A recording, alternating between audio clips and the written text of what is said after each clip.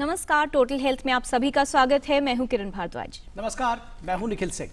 योगः कर्मसु कौशलम, यानी हर कार्य को कुशलता से करना ही योग है। लेकिन प्रश्न ये है कि इस स्थिति को प्राप्त कैसे किया जाए। आजकल के आधुनिक जीवन शैली में, इस मॉडर्न लाइफस्टाइल के साथ जहां पर मल्टीटास्किंग की बात होती है, बहुत से लोगों की यही समस्या होती है कि इतने सारे कार्यों को संतुलन से, ध्यानपूर्वक और उत्तम तरीके से कैसे किया जाए। इन सभी प्रश्नों का उत्तर है योग। योग ही वो साधन है जिससे आप अपना संतुलन बनाए रख सकते हैं, बेहतर जीवन प्राप्त कर सकते हैं और बेहतर स्वास्थ्य के साथ अपनी जिंदगी जी सकते हैं। बिल्कुल, तो जैसा कि किरण ने कहा, इस सूत्र वाक्य योगः कर्मसु कौशलम, इसको कैसे समझें, इसको कैसे जीवन में आत्मसात करें, इसके लिए आज हम आपको बताएंगे कि किस तरह से योग को अपने जीवन में लेकर आए। योग शरीर, मन और आत्मा का सर्वांगीण विकास है और इस विकास को कैसे आप पाएं, कैसे अपने जीवन में उसको उतारें, इसके लिए ये विशेष शो आज हम आपको टोटल हेल्थ के जरिए लेकर आए हैं। योग कला भी है, स्वस्थ और बेहतर जीवन जीने की कला, वहीं विज्ञान भी है, अपने स्वास्थ्य को बेहतर करने का विज्ञान।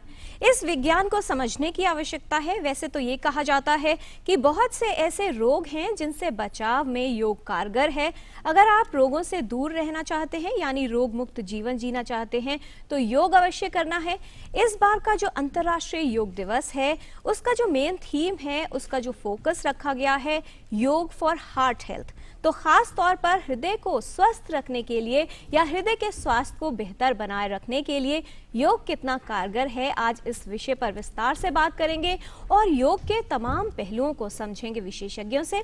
ये रिपोर्ट देखते हैं और जानते हैं कि योग का विज्ञान क्या है और कितना उपयोगी है हम सभी के जीवन के लिए और हमारे स्वास्थ्य के लिए।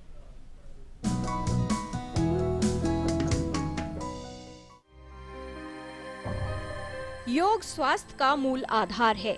सामान्यतः रोग शारीरिक, मानसिक व भावनात्मक असंतुलन के कारण उत्पन्न होते हैं। योग इन तीनों के संतुलन और विकास में उपयोगी है। योग के कई लाभ हैं। योगिक अभ्यास शरीर में दोबारा से ऊर्जा का संचार करते हैं, सही संतुलन और सद्भाव प्रदान करना व स्व चिकित्सा में प्रोत्साहित करता है, शरीर से विषाक्त पदार्थ और मन से नकारात्मक विचार को बाहर निकालता है, व्यक्तिगत शक्ति में वृद्धि करता है, आत्मबोध में सुधार करता है, सजगता, ध्यान और एकाग्रता में सहायक होता है, जो बच्चों के लिए विशेष रूप से महत्वपूर्ण है। योग तंत्रिका तंत्र को सक्रिय करके भौतिक शरीर के तनाव को कम करने में उपयोगी है।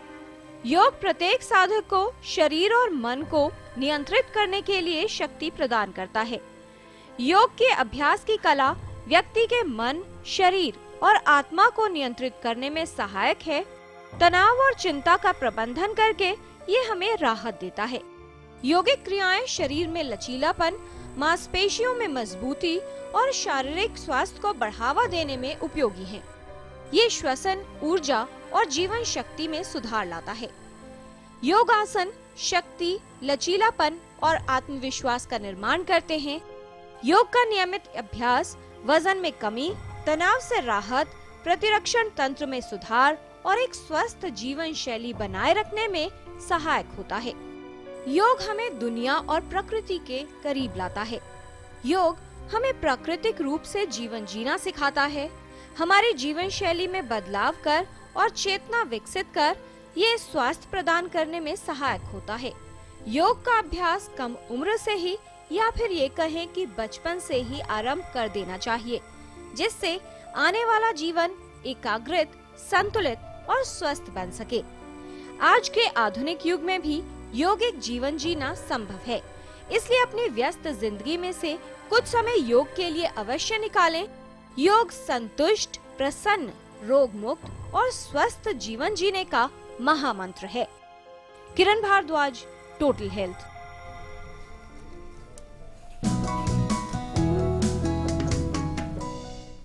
योग का जिक्र आते ही ये कहा जाता है कि योग के कई रूप हैं, कर्म योग, ज्ञान योग, भक्ति योग और क्रिया योग। तो योग को एक रहस्य अगर माना जाए तो इस रहस्य और इस विज्ञान को विस्तार से समझने की आवश्यकता है। इस विषय पर विस्तार से बात करने के लिए आज स्टूडियो में विशेषज्ञों का खास पैनल मौजूद है, तो आइए उनका परिचय हम आपसे करा दें। हमारे साथ स्टूडियो में मौजूद हैं देसराज जी, महामंत्री भारतीय योग संस्थान। नमस्कार। स्टूडियो में उपस्थित हैं doctor Rajkumar Yadav, incharge integral health clinic from All India Institute of Medical Sciences. और योगिक क्रियाएं आप किस तरह से कर सकते हैं, क्या ध्यान रखना है, योगासन और प्राणायाम कैसे आपको करने हैं, ये बताने के लिए उपस्थित हैं नीतू शर्मा जी और ललित मदान जी। आप योग शिक्षक हैं Morarji Desai national institute of योग से। अपने सभी विशेषज्ञों का स्वागत करते हैं। और साथ ही योग के विषय में जानना इसलिए भी ज़रूरी है क्योंकि आजकल के जीवन शैली में अपना संतुलन बनाए रखना आवश्यक हो गया है। तनाव भी है, भागदौड़ भरी जिंदगी है और बहुत सी स्वास्थ्य समस्याएं हमें घेर रही हैं। तो ऐसे में ये जो दुश्मन है, स्वास्थ्य के दुश्मन, इनके खिलाफ जंग कैसे की जा सकती है और स्वास्थ्य को बेहतर कैसे कर सकते हैं, आइए जानते हैं विशेषज्ञों से। जानकारी की शुरुआत करें। सबसे पहले डॉक्टर राजकुमार यादव, आपसे हम ये जानना चाहेंगे कि इस बार का जो थीम रखा गया है अंतर्राष्ट्रीय योग दिवस का, योग फॉर हार्ट हेल्थ, अपने हृदय को स्वस्थ रखने के लिए योग कितना उपयोगी है, विशेषज्ञ के तौर पर आप इसे कैसे देखते हैं, मॉडर्न मेडिकल साइंस क्या कहता है? बहुत ही अच्छा सवाल है किरण जी। योग एक लाइफस्टाइल है, योग एक जीवन शैली है, और जैसा कि आपने कहा इस बार हम लोगों ने स्वास्थ्य और स्पेशली हार्ट पे इस बार फोकस रखा है। हार्ट या हृदय हमारे शरीर का सबसे ज़्यादा महत्वपूर्ण अंग है। हार्ट से ही हम पूरी बॉडी को ब्लड सर्कुलेट करते हैं, इसलिए हार्ट हमारा कितना स्वस्थ हो, कितना हेल्दी हो, उसमें सबसे इम्पॉर्टेंट पार्ट योग निभा सकता है। हम लोगों ने all India Institute of Medical sciences में बहुत से अपने ऐसे रिसर्च किए हैं और ये पाया कि योग हमारे लिए हार्ट के लिए, ब्लड प्रेशर के लिए और अगर ओवरऑल मैं बोलूं कार्डियोवास्कुलर डिजीज़ेज़ के लिए बहुत ही उपयोगी सिद्ध हुआ है। अभी तक हम लोगों ने डिफरेंट रिसर्च स्टडीज़ की हैं और इसमें से कुछ एक दो इम्पॉर्टेंट स्टडीज़ हैं, जैसे कि एक बहुत ही इम्पॉर्टेंट स्टडी 1990s में हुई थी। उसमें ये देखा गया कि एक लाइफ स्टाइल चेंजेस किया जाए तो हार्ट को हेल्दी बनाया जा सकता है। ऐसी स्टडीज़ हम लोग के एम्स में भी हुई है और आज की तारीख में इसलिए डेफिनेटली योग हमारे स्वास्थ्य रहने के लिए, स्वस्थ रहने के लिए और हार्ट को स्वस्थ रखने के लिए बहुत ही इम्पोर्टेंट है। योग गुरु देशराज जी, अगर आपसे इसकी शुरुआत करें, हमारे जो दर्शक इसको देख रहे होंगे, बहुत सारे लोग इसके महत्व से उनको बताना ज़रूरी है कि योग का महत्व क्या है, किस तरह से उसको अपनी दिनचर्या का हिस्सा बनाया। जैसे कि डॉक्टर राजकुमार ने कहा कि ये हमारी एक जीवन शैली होना चाहिए, तो किस तरह से इसको अपनी दिनचर्या का हिस्सा बनाएं, क्या महत्व है इसका जीवन में? वास्तव में आज बीमारियों का जो सबसे बड़ा कारण है निखिल जी, वो है गलत जीवन शैली या बिगड़ी हुई दिनचर्या। व्यक्ति का आज सोने का समय, उठने का समय बिगड़ चुका है, उनका भोजन ठीक नहीं है, उनकी विचार ठीक नहीं है, उनके जीवन में प्रतिस्पर्धा, भागदौड़ ज़्यादा है, होड़ ज़्यादा है, भोजन की क्वालिटी ठीक नहीं है, निष्क्रिय जीवन जीते हैं, जिसकी वजह से जीवन के अंदर बहुत से रोग आते हैं। वास्तव में योग ही एक ऐसा मार्ग है, एक ऐसी पैथी है, एक ऐसा रास्ता है जिस पर जब हम चलने लगते हैं तो व्यक्ति की दिनचर्या जो है वो सुव्यवस्थित होने लगती है। योग पर चलकर के व्यक्ति का सोने का, उठने का समय स्वतः ठीक होने लगता है, उसका भोजन का अपने आप परिवर्तन आने लगता है और जब वह योग की क्रिया करने लगता है तो शरीर के सभी सिस्टम प्रभाव में आने लगते हैं। योग अपने आप में पूर्ण विज्ञान है। इसको हम तीन दृष्टिकोण से देख सकते हैं जी। एक स्थूल शरीर के आधार से, एक मानसिक स्तर के ऊपर, एक आध्यात्मिक स्तर पर। हम स्वास्थ्य की बात करते हैं, स्वास्थ्य का अर्थ सही होना चाहिए पूर्ण स्वास्थ्य। हम केवल स्वास्थ्य की बात करते हैं स्थूल शरीर के साथ जोड़ करके कि मैं आरोग्य जीवन जीऊं, लेकिन जब तक मन ठीक नहीं होगा वो स्वस्थ व्यक्ति नहीं कहलाएगा और जब तक आध्यात्मिक पक्ष को हम विकसित नहीं करेंगे तब तक हम पूर्ण स्वस्थ नहीं कहलाएंगे। योग एक ऐसा मार्ग है जिस पर चल करके पहले मैं आसन और आसनों से अपने शरीर को स्वस्थ बनाता हूं।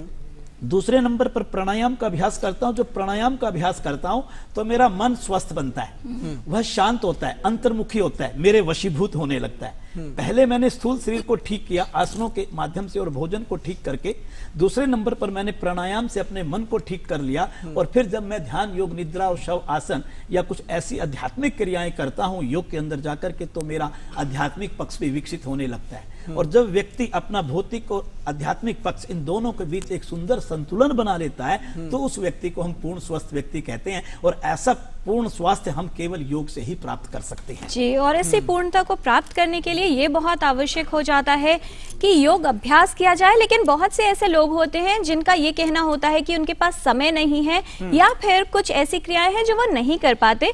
तो आइए चलते हैं नीतू जी और योग शिक्षक ललित मदान जी के पास और ये समझते हैं कि अगर आप बाहर हैं, ऑफिस में हैं, तो कौन सी सूक्ष्म क्रियाएं हैं, सरल क्रियाएं हैं जिनको आप आसानी से किसी भी समय कर सकते हैं। ललित जी, नीतू जी। अभी आपने सुना कि अक्सर हमारे पास समय की कमी होती है। लोगों के माध्यम से अक्सर ये सुना जाता है कि हमारे पास समय नहीं है योग अभ्यास करने के लिए, सुबह ऑफिस जल्दी जाना है, शाम को आने के बाद ऊर्जा नहीं बचती। तो हम कहते हैं कुछ योगिक क्रियाएं अगर आप अपने ऑफिस में बैठे बैठे भी कर सकते हैं तो मांसपेशियों में जो ऐंठन है, जो जकड़न है, तनाव है, वो दूर करने में ये क्रियाएँ आपको लाभ देंगी और आप अपने शरीर में लचीलापन बनाए रख सकते हैं। और थोड़ा समय निकाल के आप संध्या काल में आप प्राणायाम और ध्यान का अभ्यास कर सकते हैं। तो क्रियाएं कौन कौन सी कर सकते हैं उसके लिए जानते हैं। आप ऑफिस में बैठे बैठे चेयर पे कर सकते हैं, यदि जगह है तो आप खड़े होकर भी इस प्रकार कर सकते हैं। हमारे सहयोगी साथ में कर रहे हैं, तो आप चेयर पे किस प्रकार बैठ के कर सकते हैं देख रहे हैं। और खड़े खड़े साथ में हमारे सबसे पहले हम ग्रीवा की क्रियाओं के साथ अभ्यास आरंभ करते हैं। अक्सर लंबे समय तक कंप्यूटर पर अभ्यास करने के कारण या और किसी व्यक्ति विशेष के लिए हम कहें कि जो ज़्यादा समय तक गर्दन झुका के काम करते हैं उनकी गर्दन में बहुत दर्द की अनुभूति और धीरे धीरे सर्वाइकल स्पॉन्डिलाइटिस की तरफ वो बढ़ते हैं। तो उनके लिए क्या क्या अभ्यास वो कर सकते हैं। श्वास को भरते हुए ग्रीवा वाले क्षेत्र को ऊपर की ओर ले जाएं, श्वास को छोड़ते हुए धीरे धीरे आगे की ओर झुकाएं, पुनः श्वास भरते हुए फिर एक बार ऊपर की ओर ले जाएं और श्वास की ओर छोड़ते हुए धीरे धीरे अपने ठुड्डी वाले भाग को नीचे की ओर लाएं। अब धीरे धीरे मध्यम भाग में वापस लाएं। ये अभ्यास आप 3 से 4 बार दोहरा सकते हैं। अगला गर्दन का अभ्यास, गर्दन को दाएं एवं बाईं ओर ले जाने का। श्वास छोड़ते हुए गर्दन को बाईं दिशा में ले जाएं, श्वास भरते हुए मध्यम भाग, श्वास छोड़ते हुए दाहिनी दिशा में, श्वास भरते हुए मध्यम भाग, पुनः श्वास छोड़ते हुए बाईं दिशा में, श्वास भरते हुए मध्यम भाग में वापस आएं और इसको विपरीत दिशा से भी कर जाएं और धीरे धीरे वापस आएं। ये 2 सरल अभ्यास गर्दन के हम अगर अपने हर 2-3 घंटे बाद करते हैं तो गर्दन में जो तनाव, खिंचाव, कसाव की अनुभूति है वो दूर हो सकती है। अब कंधों से संबंधित विकारों को दूर करने के लिए हम 2 अभ्यास यहाँ पर कंधों के संदर्भ में कर सकते हैं। स्कंद संचालन, दोनों हाथों को चेयर पे बैठे बैठे ही आप किस प्रकार कर सकते हैं देखें। श्वास भरते हुए दोनों हाथ ऊपर, श्वास छोड़ते हुए हाथों को वापस लाएं, पुनः श्वास भरते हुए हाथों को ले जाएं, हाथों को पूर्ण रूप से सीधा रखें, हथेलियां बाहर की ओर, श्वास छोड़ते हुए हाथों को वापस लाएं। अगला अभ्यास स्कंद चक्र क्रिया का, कहीं भी आपको जाने की आवश्यकता नहीं है, अपने स्थान पर ही आप अभ्यास कर रहे हैं। अगला अभ्यास स्कंद चक्र, श्वास भरते हुए दोनों हाथों को कंधों पर रखें और उसके बाद कोहनियों को वक्षस्थल के सामने मिलाएं। ना मिल पाए तो आप ऐसे रख सकते हैं। श्वास भरते हुए कोहनियों को आकाश की ओर ले जाएं और श्वास छोड़ते हुए धीरे धीरे धरती की ओर लाते हुए पुनः मिलाने का प्रयास। यही अभ्यास एक बार और दोहरा जाए। अब इसी अभ्यास को विपरीत दिशा से, श्वास भरते हुए ऊपर और श्वास छोड़ते हुए नीचे की ओर। जब भी आकाश की ओर जाएं तो श्वास भरें और धरती की ओर आएं, श्वास छोड़ते हुए धीरे धीरे मध्यम भाग। अब हाथों को वापस ले आएं। तीसरा अभ्यास जो हम इस श्रेणी में जोड़ना चाहेंगे, कटी की क्रिया, कमर की क्रिया। बैठे बैठे कमर में दर्द होना शुरू हो जाता है क्योंकि लंबे समय तक हमें घंटों तक एक सीट पर बने रहना होता है। तो बैठे बैठे आप क्या कर सकते हैं, श्वास प्रश्वास की सजगता के साथ, जिससे आपका मन किसी और विषय वस्तु के साथ ना जुड़े। कर जरूर क्रिया रहे हैं पर ध्यान कहीं और जाए तो योग नहीं घटित होगा। तो श्वास छोड़ते हुए धीरे धीरे अपने स्थान पर आप शरीर को बाईं दिशा की ओर मोड़ें। श्वास भरते हुए धीरे धीरे मध्यम भाग, पुनः श्वास छोड़ते हुए धीरे धीरे शरीर को दाहिनी दिशा में, श्वास भरते हुए मध्यम भाग। चेहरे पे प्रसन्नता के भाव बनाए रखें। श्वास छोड़ते हुए दाहिनी दिशा में, बाईं दिशा में, धीरे धीरे मध्यम भाग में आए और इसी को पूर्ण रूप से दूसरी दिशा में कर जाएं और धीरे धीरे वापस आएं। अंतिम क्रिया जो आप बैठे बैठे कर सकते हैं। घुटनों के जोड़ों के लिए यानी नी मूवमेंट, इसके लिए आप देख सकते हैं कि आपको थोड़ा सा अगर आपके पास समय है, जगह है, तो आप बैठकर कर सकते हैं, अन्यथा चेयर पर बैठे बैठे एक पैर को इस प्रकार मोड़ें और श्वास भरते हुए धीरे धीरे पैर को ऊपर ले जाएं, श्वास छोड़ते हुए नीचे लाएं।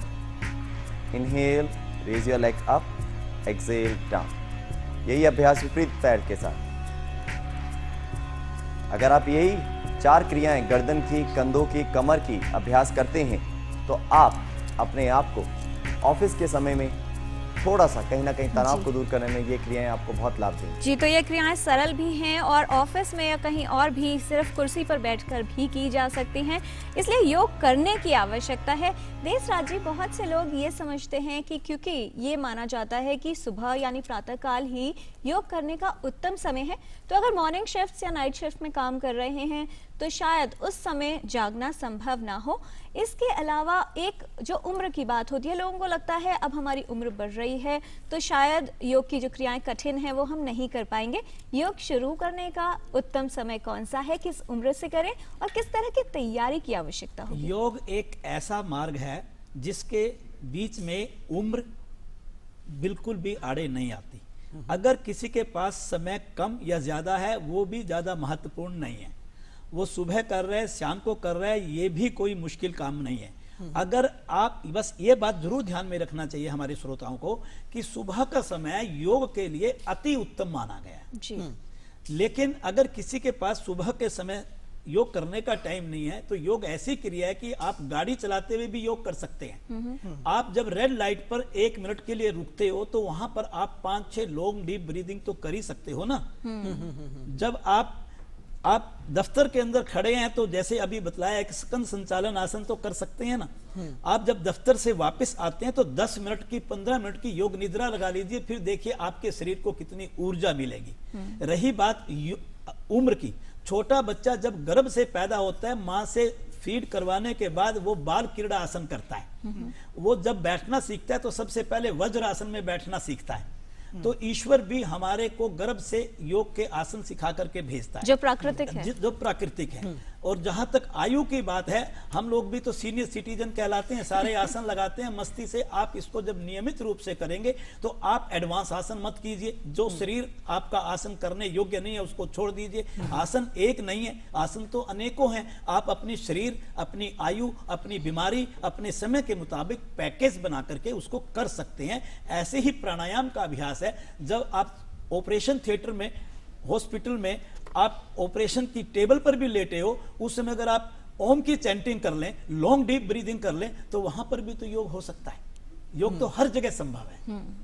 चलिए, ये एक बेहद महत्वपूर्ण बात बताई आपने। राजकुमार जी, आपसे समझने की कोशिश करेंगे कि जैसे अभी योग गुरु देशराज जी ने कहा कि योग एक पूर्ण विज्ञान है, किस तरह से इस बात को समझे और ख़ास तौर पर तब कि किस तरह से जो मॉडर्न साइंस है उसके साथ इसका सामंजस्य बिठाया जा सकता है? जी, अभी जैसा बताया कि योग एक्चुअली एक प्राकृतिक तरीका है। योग हमारी बॉडी के लिए एक नेचुरल वे ऑफ एक सिस्टम है। अब इसमें सबसे इंपॉर्टेंट चीज़ ये है जो, क्योंकि आज की हम अल्टीमेटली लाइफ की बात कर रहे हैं, आज की लाइफ में सबसे इंपॉर्टेंट है स्ट्रेस। और जैसे योग बताया योग प्राकृतिक है, वैसे ही स्ट्रेस भी प्राकृतिक है। अब हम योग से उस स्ट्रेस को बैलेंस कर सकते हैं। That is important. मीन्स हम सबके पास स्ट्रेस है और सबके लिए स्ट्रेस इंपॉर्टेंट है। योग का काम क्या है? योग से हम उस स्ट्रेस को बैलेंस कर सकते हैं। यानी अगर हम स्ट्रेस को बैलेंस कर सकते हैं, अपने स्वास्थ्य को बैलेंस कर सकते हैं, ज़्यादा स्वस्थ रह सकते हैं, हार्ट को, अपने दिल को और कार्डियोवास्कुलर डिजीजेस को बचाव की तरफ जा सकते हैं।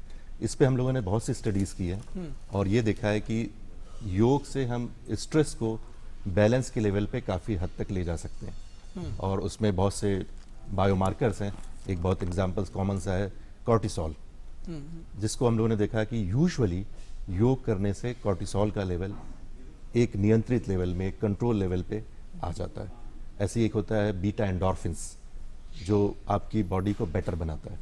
तो ये हम लोगों ने देखा कि योग करने से बीटा एंडोर्फिन्स का लेवल बेटर होता है। इन दोनों ही तरीकों में ultimate result is we are more healthy, healthier body and healthier heart. जी डॉक्टर राजकुमार, क्या ये उन लोगों पर भी काम करेगा जिनकी फैमिली हिस्ट्री है या जिन्हें ज्यादा खतरा है हृदय रोग या दूसरी हाइपरटेंशन की बात होती है, डायबिटीज की बात होती है और तमाम ऐसी दूसरी बीमारियां जो ज्यादा खतरे में आते हैं? जी क्योंकि आज आपने कहा था फोकस हम लोग हार्ट पे रखना है, तो हार्ट में डेफिनेटली दो इंपॉर्टेंट पार्ट हैं। One is definitely blood pressure और दूसरा ultimately the sugar, the diabetes. और ये दोनों ही चीजें, डायबिटीज स्पेशली डायबिटीज टाइप 2 जी और ब्लड प्रेशर, इन दोनों को योग के द्वारा कंट्रोल किया जा सकता है, नियंत्रित किया जा सकता है। और जब भी हम लोगों ने इस पे बहुत से अब तक हम लोग काम कर चुके हैं और पूरे वर्ल्ड में काफ़ी काम हुआ है, हिंदुस्तान में काफ़ी काम हुआ है। और ब्लड प्रेशर, हाइपरटेंशन को और जो हमारे डायबिटीज टाइप 2 है, शुगर लेवल शुगर लेवल को, ये दोनों ही कार्डियोवास्कुलर डिजीजेस के एक बहुत इंपॉर्टेंट रीजन है। और इन दोनों के पीछे भी एक बहुत इंपॉर्टेंट है ओबेसिटी, मोटापा। तो ये तीनों, और इसके सबके अगर बेसिक कॉज ढूंढने की कोशिश करें तो यूजुअली स्ट्रेस और जो ट्रिगर करता है। जी स्ट्रेस, जैसा मैंने बताया सभी को स्ट्रेस है। स्ट्रेस एक नॉर्मल है, लेकिन इस स्ट्रेस को कंट्रोल कैसे रखें, उस कंट्रोल को, स्ट्रेस को कंट्रोल करने के लिए, डायबिटीज टाइप 2 को कंट्रोल करने के लिए, ब्लड प्रेशर और हाइपरटेंशन को कंट्रोल करने के लिए, ओबेसिटी और मोटापा को कंट्रोल करने के लिए योग एक बहुत ही अच्छा साधन है। चलिए, हमारे साथ एक कॉलर जुड़ गए हैं, फारूक भट्ट जम्मू और कश्मीर से। फारूक जी नमस्कार, पूछिए अपना सवाल। हाँ सर जी, मेरा सवाल ये है कि अगर हम लोग योग के साथ जुड़ना चाहते हैं, पहले मुझे ये बताएं कि यहाँ श्रीनगर में आपकी कौन सी संस्था है जहाँ पे हम योग को हासिल कर सकते हैं, सीख सकते हैं।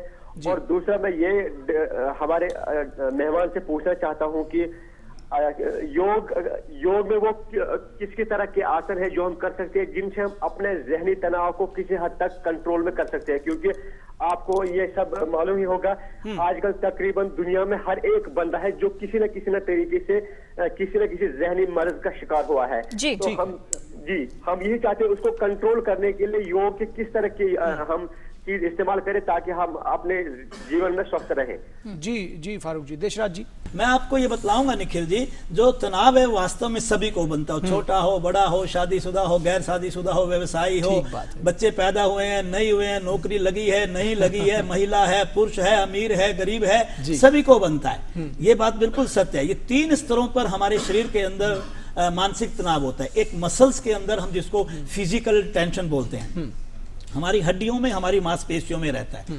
इसको ठीक करने का सीधा इलाज है कि भोजन को हम ठीक करें और योगासनों का अभ्यास करें। जब हम योगासनों का अभ्यास करेंगे तो हमारा एनर्जी लेवल बढ़ जाएगा। जब भोजन हमारा सुपाच्य होगा तो एनर्जी लेवल बढ़ जाएगा और हम फिजिकल टेंशन से लड़ने की ताकत हमारी आएगी। दूसरा जो मानसिक तनाव होता है वो इससे ज्यादा गहरा होता है, जो हमारे चेतन मन के ऊपर नकारात्मक विचारों के संस्कार, वृत्तियां बनकर के संचित होती रहती हैं। और ये परतें किसी न किसी रूप में, जब भौतिक रूप में इनका प्रकटीकरण होता है तो व्यक्ति क्रोध करता है, प्रहार करता है, लड़ाई करता है, बीपी का पेशेंट हो जाता है। आज हृदय रोग के ऊपर बात हो रही है, हृदय रोगी बन जाता है, रात को नींद नहीं आती, मूर्छा का रोगी बन जाता है, अधरंग का रोगी बन जाता है, ब्रेन हेमरेज तक का रोग हो सकता है मानसिक तनाव से। अगर हम प्राणायाम का अभ्यास करें और प्रत्याहार, इंद्रियों को अपने वशीभूत करें योग के माध्यम से, तो मैं मानता हूं कि हम बिल्कुल एकदम से इस तनाव से भी बाहर आ सकते हैं। जी, और तनाव को कैसे कम किया जा सकता है उस पर भी विस्तार से बात करेंगे और योगासन और क्रियाएं भी दिखाएंगे। लेकिन उससे पहले एक कॉलर है राजस्थान से जिन्होंने हमें फोन किया है। सतीश साहब, आपका स्वागत, सवाल पूछिए। सर है ना, मेरे बिटिया को एपिलेप्सी है जी, मतलब वो दवाई ले रही है, दवाई से फायदा तो पड़ता है पर 10 महीने 11 महीने में एक बार फिट आ जाता है। पिछले 3 साल से ये प्रॉब्लम है जी। हमारा मानना यह है कि इसके अंदर डॉक्टर से पैरेलल सलाह जरूर ली जानी चाहिए जब तक वो पूरी तरह से ठीक नहीं हो जाते। योग के अंदर प्राणायाम का अभ्यास, योग निद्रा, शवासन और ध्यान का अभ्यास उनके लिए ज्यादा लाभकारी रहेगा। जी, और जो दूसरे कॉलर का प्रश्न था कि तनाव को कैसे कम करना है, ललित जी और नीतू जी आपसे चाहेंगे कि कुछ और क्रियाएं बताएं और साथ ही ये बताएं कि खास तौर पर तनाव को कम करने के लिए क्या किया जा सकता है। जी बिल्कुल, जैसा अभी हमारे एक विशेषज्ञ ने कहा कि तनाव सबके लिए है, तनाव सबके जीवन में है, वो किसी व्यक्ति विशेष को देख के नहीं आता। ऐसे ही मैं कहूँ कि योग अभ्यास सबके लिए, योगासन सबके लिए, किसी व्यक्ति विशेष के लिए कोई ऐसा नहीं है। कोई अमीर है तो उसको लाभ ज़्यादा होगा, गरीब है तो लाभ कम होगा। सभी के लिए योगासनों का अभ्यास, हम 8 आसनों का अभ्यास यहाँ पर करेंगे, जो खड़े होकर, बैठकर, पेट के बल लेट और पीठ के बल लेट कर करेंगे। सबसे पहले ताड़ासन, दोनों हाथों को कंधों की सीध में सामने की ओर ले जाएं। हाथों की उंगलियों को फंसाएं और हथेलियों को पलटा दें। श्वास भरते हुए धीरे धीरे दोनों हाथों को आकाश की ओर ले जाएं। और अब गर्दन को सामने सीधा रखते हुए यहाँ पर हम 2 अभ्यासों को दिखाने की कोशिश कर रहे हैं एक ही आसन में। यदि आपको मोटापा ज़्यादा है और एड़ी संबंधित कोई विकार है, टखने संबंधित कोई विकार है, तो आप अपनी एड़ियाँ नहीं उठाएंगे। बाकी जन अपनी एड़ियों को उठाते हुए पंजों पर संतुलन बनाएं और बाकी जन इसी प्रकार कर सकते हैं जिनको संबंधित कोई विकार है। यहाँ पर हाथों को सीधा खींचने की कोशिश करें। श्वास पर श्वास सामान्य रखें किसी भी आसन विशेष में और श्वास छोड़ते हुए धीरे धीरे हाथों को बगल से वापस लें। अगला अभ्यास त्रिकोण आसन। एक बार हमने अप स्ट्रेच किया, अब एक बार साइड बेंडिंग। दोनों पैरों के बीच लगभग 2 से 2.5 फीट की दूरी बनाएं। यहाँ पर भी हम एक सरल और एक अत्याधिक अभ्यास को आप किस तरीके से कर सकते हैं, सिंपलर टू कॉम्प्लेक्स कैसे कर सकते हैं एक ही आसन में, उसको दर्शाने का हम प्रयास कर रहे हैं। दोनों हाथों को श्वास भरते हुए कंधे की सीध में ले जाएं और श्वास छोड़ते हुए धीरे धीरे शरीर को दाईं दिशा में झुकाएं। अब यहीं पर सामान्य श्वास प्रश्वास के साथ गर्दन को ढीला छोड़ते हुए स्थिति में बने रहें। धीरे धीरे श्वास भरते हुए वापस आएं और यही अभ्यास दूसरी दिशा से भी दोहराएंगे। अब धीरे धीरे हाथों को वापस लाएं और पैरों को मिला लीजिए। अगला अभ्यास बैठकर करने वाली श्रेणी में वज्रासन। धीरे से अपने स्थान पर बैठ जाएं। जिनको घुटनों से संबंधित बहुत विकार है उनसे निवेदन है वो वज्रासन का अभ्यास ना करें। अब वज्रासन में ही हम 2 अभ्यास यहाँ पर करेंगे, उष्ट्रासन और शशकासन। घुटनों के बल खड़े हो जाएं। जिनको कमर संबंधित बहुत विकार हैं वो उष्ट्रासन पूर्ण रूप से ना करके अर्ध उष्ट्रासन का अभ्यास करेंगे। और उष्ट्रासन के लिए नीतू मैम हमारे साथ हैं, वो कर रही हैं और हमारे द्वारा आपको अर्ध उष्ट्रासन का अभ्यास दोनों हाथों को कमर पर रखते हुए श्वास भरते हुए धीरे धीरे गर्दन को और सीने वाले भाग को पीछे की ओर ले जाएं। सामान्य श्वास प्रश्वास के साथ संतुलन बनाएं।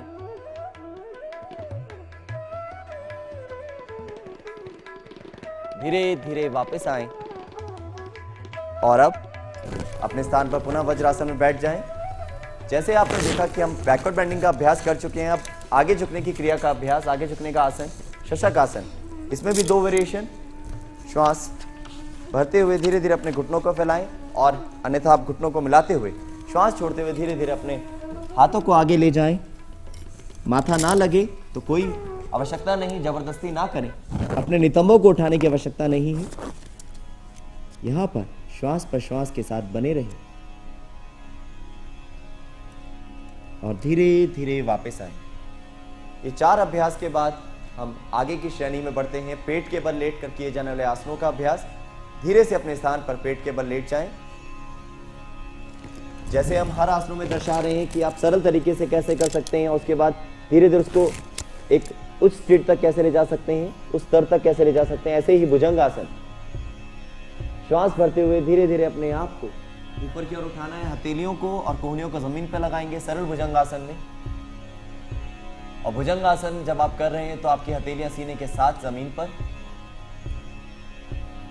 धीरे धीरे वापस आएं और अब पीठ के बल लेटकर किए जाने वाले आसनों का अभ्यास। धीरे से अपने स्थान पर पीठ के बल लेट जाएं।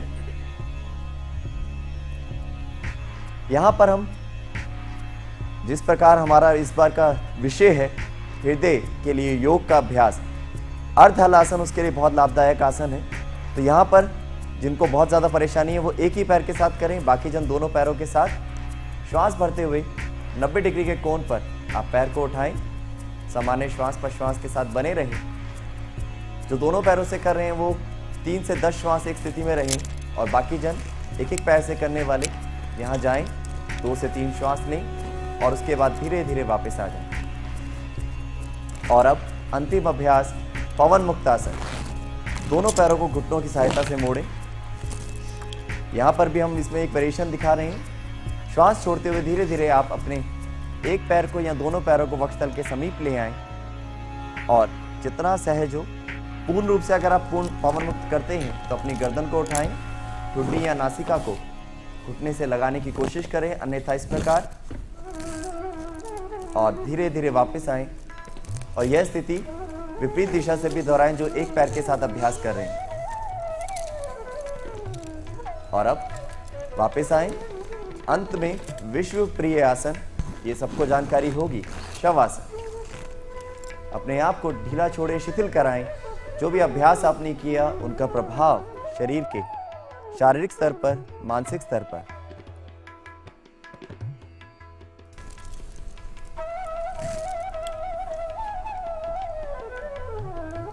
धीरे धीरे वापस आएं। ये जो आपने 8 अभ्यास, 8 आसन, 7 से 8 आसन हमने यहाँ किए, इससे आप अपने जीवन को स्वस्थ बनाने में, रोगों से दूर होने के लिए अभ्यास का लाभ ले सकते हैं।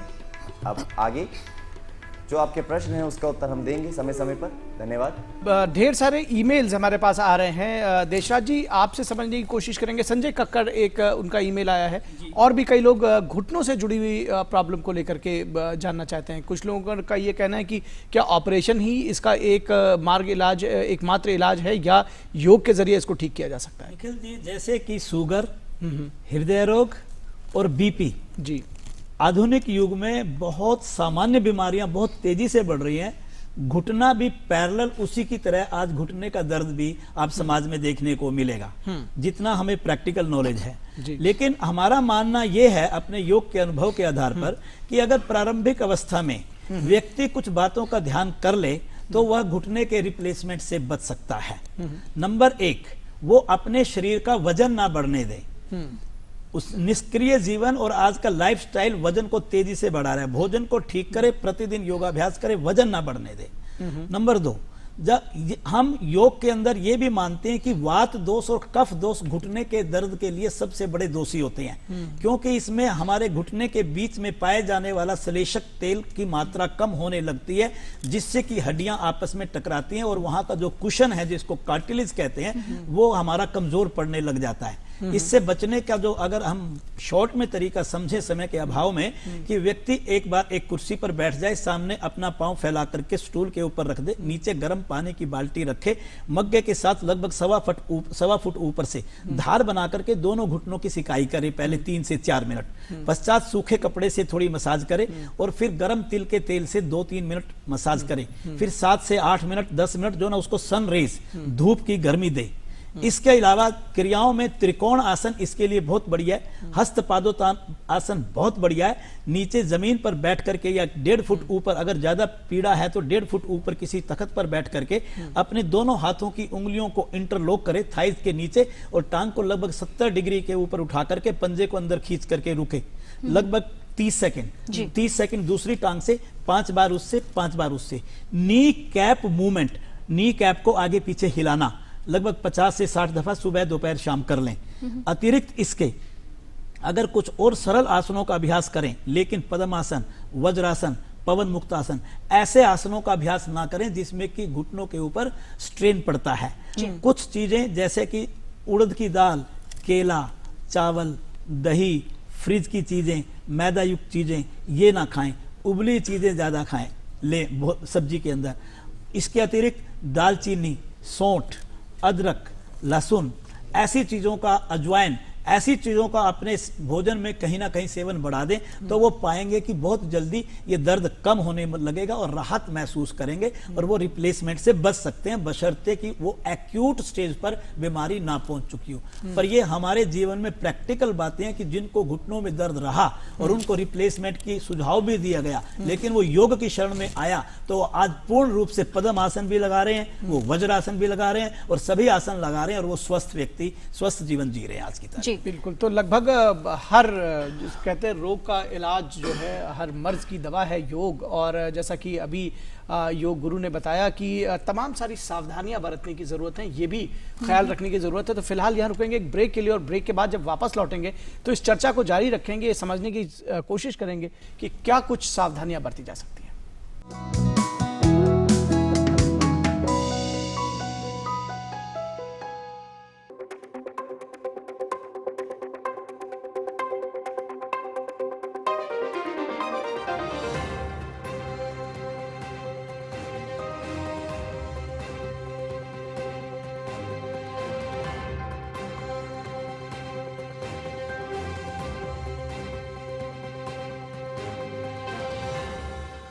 look at the day's top news.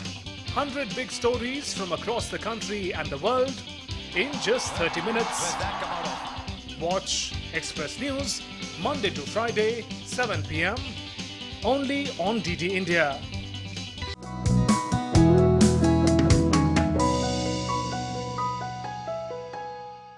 Break के बाद टोटल हेल्थ में आपका स्वागत है। आज हम विशेषज्ञों से समझ रहे हैं क्या महत्व है योग का स्वस्थ जीवन के लिए।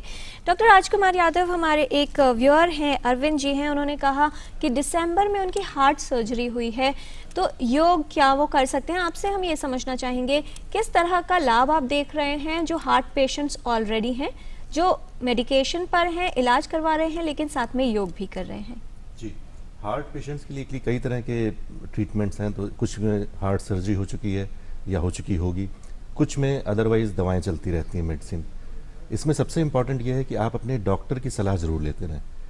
डॉक्टर की सलाह के साथ साथ उनकी सलाह पे आप योग को भी इसमें ऐड कर सकते हैं। और एम्स में अभी इस समय भी कई स्टडीज़ चल रही हैं और हम लोगों ने पहले भी स्टडीज़ की हैं। उसमें under the guidance of doctor, the treating physician जो भी उनके हैं, कार्डियोलॉजिस्ट हैं, उनके साथ मिलकर हम लोगों ने कई बार ऐसे किया कि 2 ग्रुप में लोगों को डिवाइड किया। एक को हमने जो हमारा कन्वेंशनल ट्रीटमेंट है वो दिया, इंक्लूडिंग द सर्जरी। दूसरे को हमने साथ में योग ऐड किया और फिर ये देखा कि दोनों में क्या डिफरेंस है। तो यूजुअली हम लोगों ने ये पाया है कि जिनमें योग ऐड किया है उनके रिजल्ट्स बेटर रहे। लेकिन मैं फिर से ये बात कहना चाहूँगा कि आप अपने कार्डियोलॉजिस्ट, अपने ट्रीटिंग फिजिशियन या अपने डॉक्टर की परामर्श के साथ ही ये करें। जी, इसमें एक सवाल और जोड़ दूं कि जिस तरह से आपने कहा कि कई सारे रिसर्चेस चूंकि आप लोग करते हैं, तो रिसर्च बेस्ड जो चीज़ें रहती हैं वो सामने आती हैं। क्या ऐसा है कि जो योग के प्रभाव हैं उसको आने में कई वर्ष लगता है? इस तरह के बहुत सारे ईमेल्स हैं बेसिकली हमारे पास, इसलिए भी मैं अपने दर्शकों के लिए जानना चाहता हूँ। इसमें अभी तक एक वर्ल्ड की सबसे अच्छी स्टडीज जो सबसे ज़्यादा कोटेड है वो 1990s में हुई थी। डीन ऑर्निशेक हैं, उन्होंने की थी। उन्होंने यही जो उनके पास हार्ट की प्रॉब्लम थी, यानी कार्डियोवास्कुलर डिजीज जिसमें बोलते हैं, उन लोगों को, पेशेंट्स को लिया गया और अराउंड 48 पेशेंट्स को लिया गया। उनको 2 ग्रुप में डिवाइड किया गया। एक ग्रुप में वो पेशेंट थे जिनको हार्ट की प्रॉब्लम थी और उनको ट्रीटमेंट यानी कि जो मेडिसिन दी गई। दूसरे ग्रुप में ये मेडिसिन के साथ साथ योग भी या लाइफस्टाइल चेंजेस कराया गया। ऐसी एक स्टडी एम्स में ईयर 2000 में प्रोफेसर मनचंदा ने की थी। उन्होंने भी ऐसा ही किया था। 42 पेशेंट्स लिए, 21 को हमने कन्वेंशनल ट्रीटमेंट दिया और दूसरे वाले ग्रुप को कन्वेंशनल ट्रीटमेंट विद योग कराया। ये देखा गया कि जिनको हमने कन्वेंशनल ट्रीटमेंट और योग कराया उसमें रिजल्ट दूसरे ग्रुप के कंपैरिजन में बेहतर थे। जी। एक बात और बता दूं, ये दोनों ही स्टडीज 1 साल के लिए की गई थी, तो इनके रिजल्ट्स 1 साल के बाद आए, यानी 1 साल लंबा इसका ड्यूरेशन रखा गया था। जी।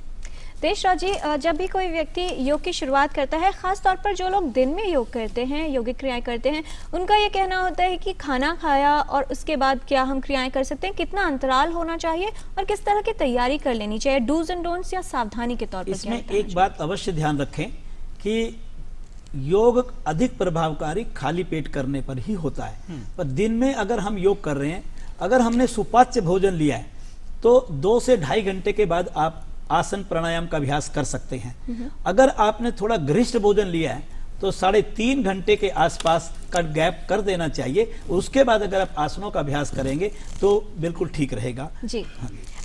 एक और इससे पहले कि आगे हम आपसे बात करें, ललित जी और नीतू जी से जान लेते हैं कि प्राणायाम काफी सारे लोग करना चाहते हैं, सही तरीका क्या होना चाहिए, किस तरह के श्वसन क्रियाएं की जा सकती हैं जो लाभकारी हों?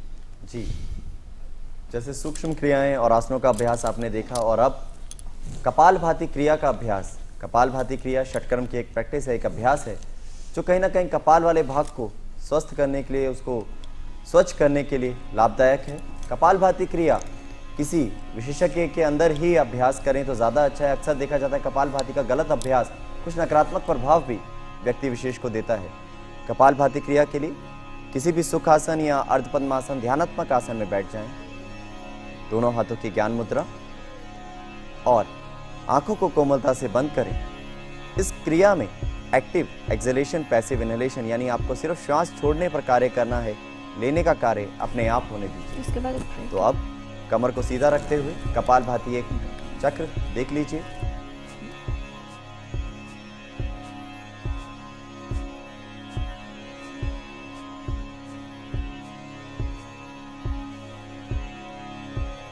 जिनको कुछ उच्च रक्तचाप, निम्न रक्तचाप जैसे संबंधित विकार हैं, वो इस अभ्यास को थोड़ा सा एक परामर्श लेकर करें तो ज़्यादा अच्छा है, अन्यथा थोड़ा धीमे, प्रेशर थोड़ा धीमे रखें तो ज़्यादा अच्छा है। अगला अभ्यास अनुलोम विलोम प्राणायाम, नाड़ी शोधन प्राणायाम, और ये सभी के लिए है, सभी के लिए है। बार बार ये अभ्यास 2 बार इसलिए दोहराया, हर जन इसका लाभ ले सकता है। दाहिने हाथ की नासाग्र मुद्रा धारण करें, प्राणायाम मुद्रा, और पूर्ण रूप से श्वास नासिका से छोड़ें, आंखों को बंद करें। दाहिने नासिका रंध्र को बंद करते हुए बाएं नासिका रंध्र से धीमा लंबा श्वास ग्रहण करें, और अब बाएं नासिका रंध्र को बंद करें। दाहिने नासिका छिद्र से धीमा लंबा गहरा श्वास बिना आवाज के, बिना झटके के बाहर करें। अब यहीं से श्वास ग्रहण करें, inhale from right, now exhale from left. धीरे धीरे हाथ को वापस ले आए। यह एक चक्र अनुलोम विलोम का है। घर पर आप 8 से 10 चक्र रोजाना करें तो बहुत लाभ ले सकते हैं, तनाव को दूर रख सकते हैं, हृदय संबंधित विकारों को दूर रख सकते हैं। और अंतिम प्राणायाम आज के अभ्यास काल में समय सीमा को ध्यान में रखते हुए भ्रामरी प्राणायाम। भ्रामरी प्राणायाम 2 प्रकार से कर सकते हैं, सामान्य ज्ञान मुद्रा में और षण्मुखी मुद्रा में। श्वास को ग्रहण करेंगे और उसके बाद मकार ध्वनि भ्रमर के समान गुंजन। श्वास भरें,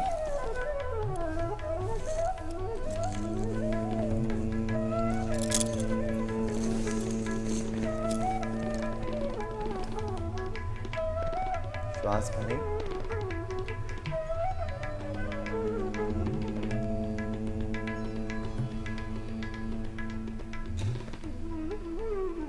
और धीरे धीरे वापस। एक कुछ सरल से प्राणायाम का अभ्यास, क्रियाएं, आसनों का अभ्यास, ये सभी क्रियाएं अभ्यास आप घर में कर सकते हैं, परंतु किसी व्यक्ति विशेष के परामर्श में करें तो अति सुंदर। जी, तो ये बहुत ज़रूरी है कि योग अभ्यास करें, लेकिन किसी कुशल योग शिक्षक के निर्देशन में ही करें। और अगर आप किसी स्वास्थ्य समस्या से ग्रस्त हैं तो विशेषज्ञ की सलाह अवश्य ले लें। अगर आपको हार्ट डिजीज़ है या फिर कोई दूसरी समस्या है तो फिर अपना डॉक्टर या जो विशेषज्ञ हैं उनसे पूछकर ही योगिक क्रियाएं करें। यह हमारे विशेषज्ञ बता रहे हैं। टोटल हेल्थ में फिलहाल समय है एक छोटे से ब्रेक का, जल्द लौटते हैं।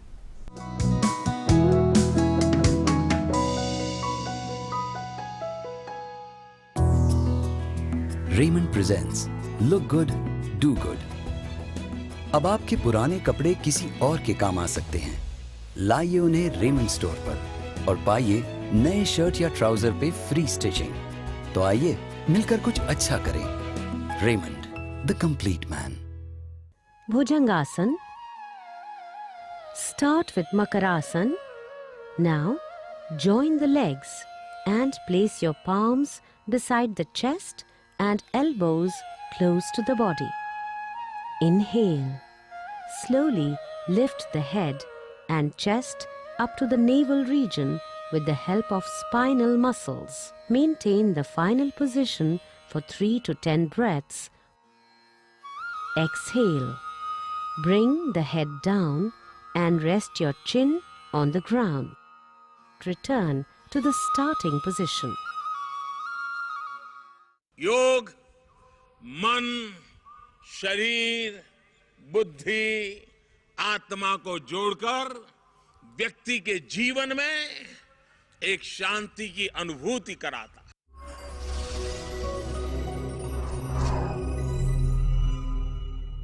लेडीज एंड जेंटलमैन, इंडिया का ये इनक्रेडिबल नजारा देखिए। अरे वाह, एक नजारा ये भी देखिए। इंडिया को इनक्रेडिबल बनाए रखने वालों को भी देखिए।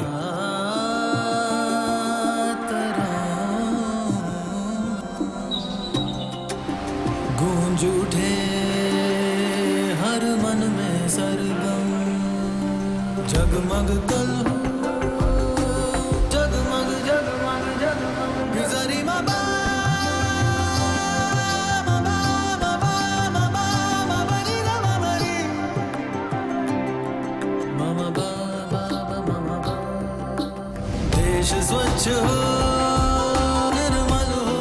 जरा जरा गौर से देखिए, ये हैं इनक्रेडिबल इंडियंस और इन्हीं से है इनक्रेडिबल इंडिया।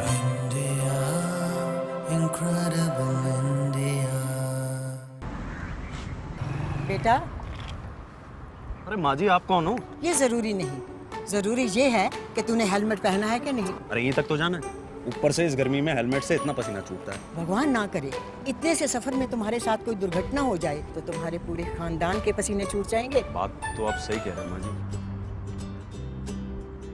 अरे माँ जी सुनिए तो, शुक्रिया। आप भी माँ जी की बात सुने और हेलमेट जरूर पहने। सड़क परिवहन और राजमार्ग मंत्रालय द्वारा जनहित में जारी।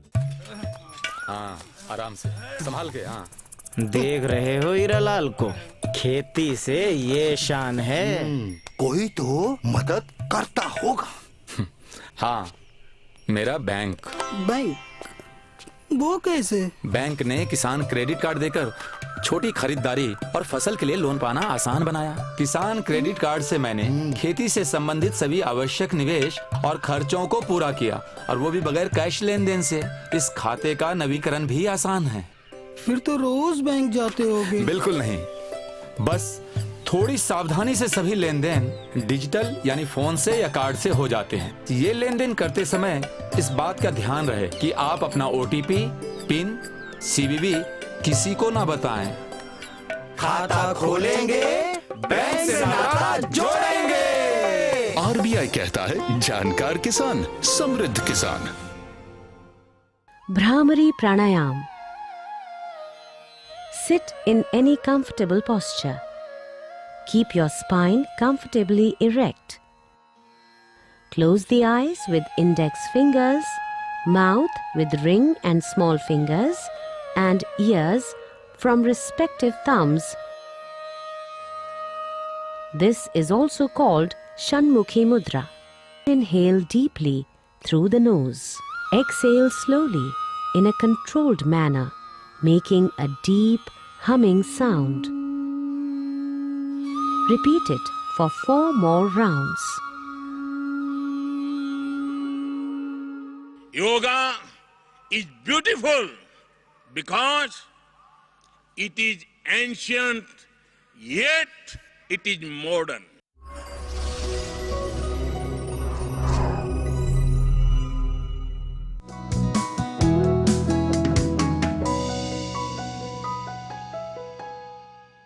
ब्रेक के बाद टोटल हेल्थ में एक बार फिर आप सभी का स्वागत है। और फिलहाल टोटल हेल्थ में समय हो गया है सेगमेंट हेल्थ पहेली का। एपिसोड 770 में हमने आपसे सवाल किया था कि तंबाकू या धूम्रपान छोड़ने के लिए इनमें से क्या करना उचित नहीं है। आपके पास थे 4 ऑप्शंस। सही जवाब ऑप्शन सी, ई सिगरेट का प्रयोग करना तंबाकू या धूम्रपान छोड़ने के लिए उचित नहीं है। कौन बने हैं इस पहेली के लकी विजेता, ये जानने से पहले देखते हैं क्या सवाल है आज की हेल्थ पहेली में।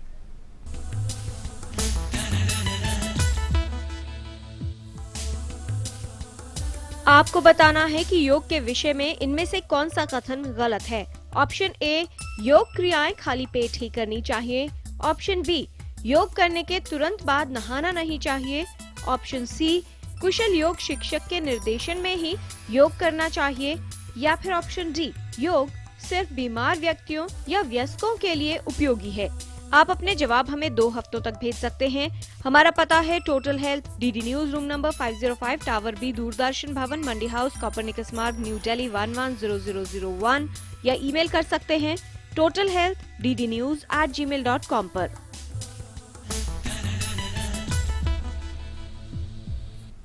आप भी इस पहेली का सही जवाब भेजकर हमारे हेल्थ क्विज कॉन्टेस्ट में शामिल हो सकते हैं। और साथ ही ये भी कहेंगे आपको कि आप अपना पूरा पता जरूर मेंशन कीजिए, तभी हम आपकी एंट्री जो है वो अपने क्विज कॉन्टेस्ट में शामिल कर पाएंगे। फिलहाल जानते हैं देशराज जी से कि कौन बने हैं एपिसोड 770 के लकी विनर। देशराज जी, आपके सामने सारी करेक्ट एंट्रीज, इनमें से एक लकी विनर का नाम आप प्लीज हमारे व्यूअर्स को बताएं। निशा ठाकुर। निशा जी बहुत बधाई, आप नोएडा से हैं। आप बन गए हैं एपिसोड 770 के लकी विनर। और अब समय है रैपिड फायर क्वेश्चंस राउंड का। कुछ छोटी छोटी और महत्वपूर्ण बातें जानते हैं विशेषज्ञों से। सबसे पहला सवाल देशराज जी आपसे, योग क्या सिर्फ उन्हीं के लिए उपयोगी है जो पहले से रोगग्रस्त हैं? नहीं, योग सभी के लिए फायदेमंद है। डॉक्टर राजकुमार, योग एक विज्ञान है, क्या ये सही है? बिल्कुल, योग एक जीवन शैली है और योग में विज्ञान भी है। साइंस भी है, मेडिसिन भी है, स्पिरिचुअलिटी भी है। देशराज जी, योग करने के लिए व्यक्ति को काफी लंबा समय चाहिए, जो आजकल शायद कुछ लोगों के लिए मुमकिन नहीं। हम समय की उपलब्धता के साथ अपना पैकेज तैयार कर सकते हैं। डॉक्टर राजकुमार, योग का प्रभाव क्या जेनेटिक या आनुवांशिक स्तर पर होता है? जी, जेनेटिक लेवल पे भी हो सकता है, और इसकी भी हम लोग ने अभी तक एम्स में कुछ स्टडीज की और ये देखा कि जीन्स को भी योग से प्रभावित किया जा सकता है। देशराज जी, योग करने का सबसे उत्तम समय कौन सा होता है? ब्रह्म मुहूर्त, प्रातः नहा धो करके दिनचर्या से निवृत्त होकर के हमें 60 मिनट प्रतिदिन योगाभ्यास करना चाहिए। डॉक्टर राजकुमार, क्या योग और हृदय के स्वास्थ्य का कोई संबंध है? जी, योग से स्वास्थ्य, पूरे बॉडी को हम स्वस्थ रख सकते हैं, और उसमें हार्ट का सबसे इंपॉर्टेंट रोल है। हार्ट को भी स्वस्थ रखा जा सकता है। देशराज जी, जिनके पास सुबह समय नहीं है वो योग कब कर सकते हैं? वो खाना खाने के कभी भी आप 3 से 4 घंटे बाद कर सकते हैं। सायंकालीन भोजन के लगभग करने से 1 घंटा पहले अगर आप गोधूली के समय सेकंड ऑप्शन निकालें तो वो दूसरा बढ़िया ऑप्शन कहलाएगा। डॉक्टर राजकुमार, योग का सकारात्मक प्रभाव शरीर पर आने में क्या कई वर्ष लगते हैं? ऐसा नहीं है, योग जब से आप शुरू करते हैं वहां से ही उसका सकारात्मक प्रभाव आने लगता है। हर दिन जितना आप योग करेंगे सकारात्मक प्रभाव बढ़ता जाता है। ये भी हम लोगों ने देखा है कि विद इन 2 आवर्स, 2 घंटे के अंदर से ही फर्क आने लगता है। देशराज जी, योग क्रियाएं करने के कितनी देर बाद भोजन और कितनी देर बाद नहाना चाहिए? नहाने की जहां तक बात है, हमें नहाने के बाद करना चाहिए। और कितनी देर, दूसरा प्रश्न क्या था आपका? भोजन का अंतराल। भोजन जो है ना, हमें लगभग कोई आधा घंटे के बाद हम भोजन कर सकते हैं। जी, डॉक्टर राजकुमार, क्या योग तनाव कम करने में उपयोगी है? जी हाँ, बिल्कुल। तनाव, जैसा मैंने कहा कि तनाव हम सब के लिए है, लेकिन उस तनाव को बैलेंस करना, हेल्दियर तनाव, हेल्दियर स्ट्रेस और यू स्ट्रेस, उसको हम कैसे बढ़ाएं, उसमें योग बहुत ही लाभकारी है। देशराज जी, योग की शुरुआत करने की सही उम्र क्या है? टीन एज से ही हमारे को औपचारिक रूप में अपना योग नियमित साधना का हिस्सा बना लेना चाहिए। डॉक्टर राजकुमार, योग बीमारियों को ठीक करने में असरदार है या रोग से बचाव में? जी, दोनों में ही है। अच्छा, बचाव में तो बहुत इंपॉर्टेंट है। Prevention is the most important, one of the most important functions of योग, लेकिन बीमारियों को इलाज में भी ये सहयोगी है। देशराज जी, क्या योग में सिर्फ क्रियाएं और योगासन ही सम्मिलित हैं या आहार और जीवन शैली भी? हमारा आचार, व्यवहार, कर्म, सोच, इच्छाएं, यहाँ तक कि आप दिन भर क्या काम करते हैं, उसमें योग की भूमिका बहुत सुंदर अपने आप में होती है। डॉक्टर राजकुमार, कुछ लोग योग करते हैं तो दवाएं लेना छोड़ देते हैं, क्या ये उचित है?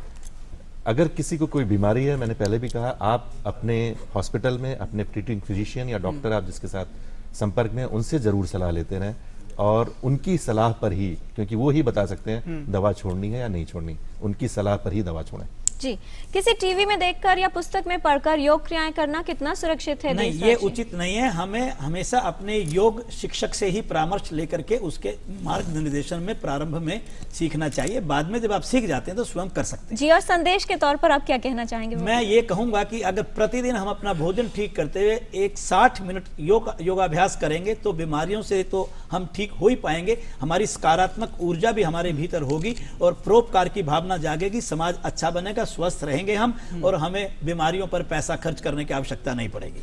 और राजकुमार जी, आपका क्या संदेश होगा? क्या मेडिसिन और मॉडर्न साइंस और योग, क्या ये एक साथ चल सकता है? जी, बिल्कुल चल सकता है। और जैसा आपको पता है, WHO की डेफिनेशन हेल्थ की है, health is a state of complete physical, mental and social wellbeing. शारीरिक, सामाजिक और मानसिक स्वस्थता, जिसको प्राप्त करने का योग उत्तम साधन है। और ध्यान का जिक्र आता है। ललित जी और नीतू जी, आप संदेश के तौर पर ध्यान की क्या भूमिका बताना चाहेंगे? ध्यान खुद को खुद से जोड़ने के लिए, खुद को जानने का अभ्यास, ये कहना गलत नहीं होगा। हृदय मुद्रा भी आप बना सकते हैं, अडॉप्ट कर सकते हैं ध्यान करते वक्त, या ज्ञान मुद्रा। और ध्यान करने के लिए कुछ ढूंढना नहीं है, कुछ करना नहीं है। लोग अक्सर कहते हैं ध्यान होता नहीं, ध्यान कर नहीं सकते हैं, ध्यान घटित नहीं होता है। आप करने की कोशिश कर रहे हैं, सिर्फ छोड़ना है और दृष्टाभाव से देखना है। उसी प्रकार जैसे आप किसी छाया चित्र को देखते हैं, किसी मूवी को देखते हैं, आपको सिर्फ आंखें बंद करनी है, शरीर को एक आकृति देनी है और आते और जाते श्वास के प्रति एक दृष्टाभाव के साथ जुड़ने का प्रयास।